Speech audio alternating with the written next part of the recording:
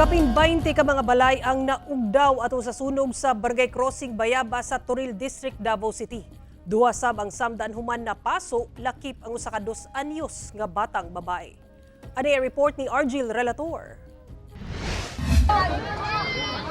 Gilamoy sa dakong kalayo kining kabalayan sa Purok 12 St. Matthew, Corner St. Paul, sa Barangay Crossing Bayabas, Toril sa Davao City, Sabado sa hapon.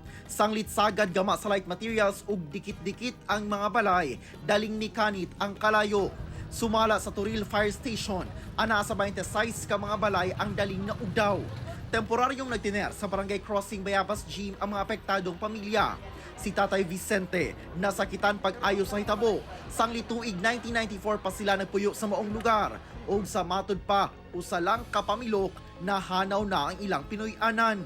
Pwede kusugang kalayo walay 5 minutos lagi ka ng kuan hurot dayon kay ang hangin pretik suga niya. Kuan manggod ang kuan mga kahoy man. Atul sa sunog, usa ka 2 anyos nga batang babae ang samdan, humana paso sa kalayo ang kamot hangtod sa bukton ug agtang.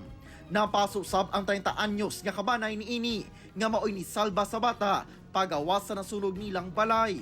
Parayon pa silang ginatambalan sa Southern Philippines Medical Center.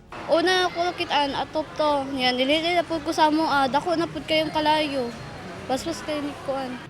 Domingo sa buntag, gibalikan sa investigador sa Toril Fire Station ang nasunog nga mga balay aron sa pagsuta sa hinungdan sa pag-ulbos sa kalayo. Gilayon sab nga nagpahigayon og taging ang mga personahe sa Davao CSWDO sa mga nasunugan nga anaa sa evacuation center. Gideploy sab ang ilang mobile kitchen aron muhatag hot meals sa mga apektadong individual.